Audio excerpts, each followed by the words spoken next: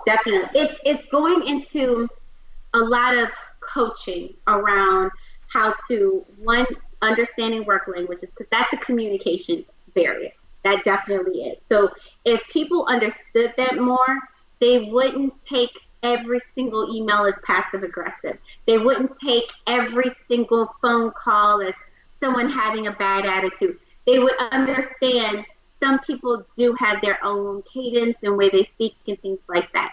So that is like step one. We gotta kind of break it down to the ground and understand some communication.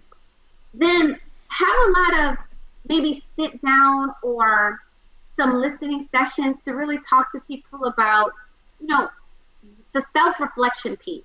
Yeah. A lot of us bring our whole selves to work, or at least we try to, and that whole self can involve a lot of things that has happened before you come to work.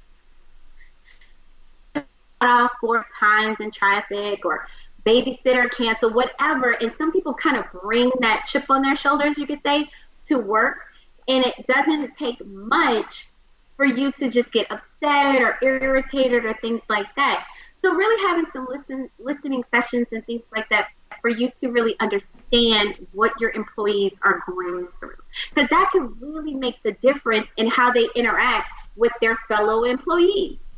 And those things help not only let you know that the company cares, but when you feel heard, it kind of does something with you where it makes you want to be a little bit better for the company and the people that you're around. So those are probably two of the biggest things that a person can do or an employer can do.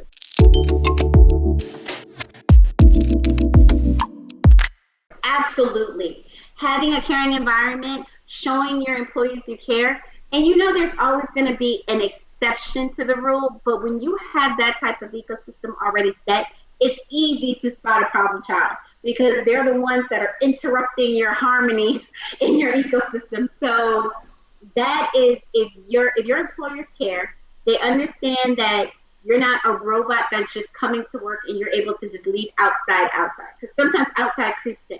And a lot of things can happen. So your employer can understand that they're there to listen. They have resources available that shows you not only we're listening, but we're here to help. What can we do? Programs in place. And when it comes to things that happen in life, or daycare programs and things like that, letting you know we have those pieces. But then also the trying to train a lot of the leaders around best communication skills and helping you with communication skills. When you recognize that, it helps with all of that in the workplace. Now, there's always going to be some type of quote-unquote drama, but there definitely is a difference when it's the one or two people that come in and try to interrupt it, or when it's just a systemic issue of the company. There's a big difference, and a lot of people leave great jobs or great companies for that reason, where they may love the type of work they do, they may love the impact that the company itself makes on the external world, but then the drama that happens within and the fact that it's so systemic and goes so high up, people are out the door. And as new generations come in, they've recognized that even faster. So that plays a huge piece.